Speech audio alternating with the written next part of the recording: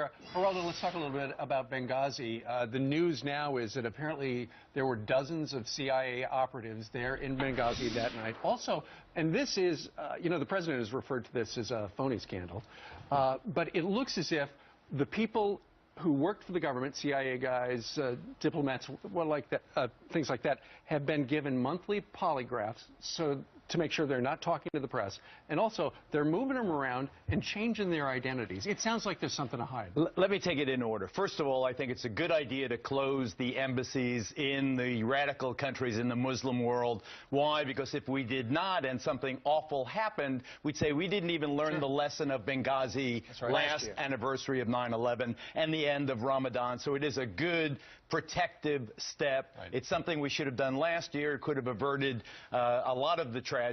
I think the death of the ambassador and the three heroes in Benghazi that day. In terms of the CIA being on the ground in Benghazi, we have been reporting that for months now. Right. If you'll recall, right on this on the Kirby couch, I suggested that the story was the CIA was there to collect the shoulder-fired surface-to-air missiles and other advanced weapons to transport them to Turkey and from Turkey to the rebels in Syria. It's like a Middle East Fast and Furious. And the government clearly has been doing everything it can to suppress the news or the knowledge of exactly what that operation was. In fact, Hillary Clinton was asked about that directly, and she acted like, I think it was Rand Paul had 9 heads. What are you talking about? Remember at the time, Brian, and clearly now we are sure they are extremely sensitive about the notion of what the CIA, what that secret op was.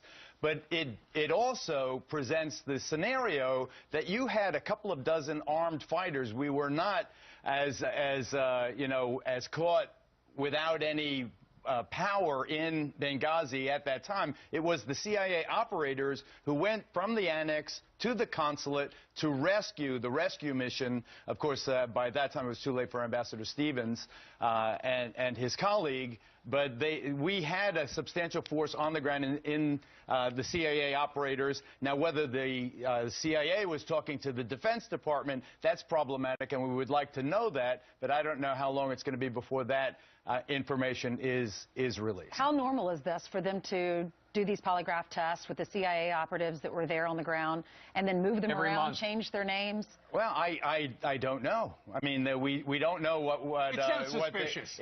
Well, they have not allowed any of the wounded, for instance, or any of the participants to speak to the media or even to the Why not? Doesn't that bother you? It's because the nature of the CIA, this is the most secret, ultra-secret agency. I'm not defending it, Brian. I'm just suggesting that this is not as extraordinary, I think, as perhaps as being made out. This is a CIA operation. Look at all the CIA operations we had in Central America, in South America, in Southeast Asia over the years. You know, they are in the secrets business, what you're saying, not in the revelations business. What you've concluded is that it wasn't just 4 guys holding off a massive. It was not at all.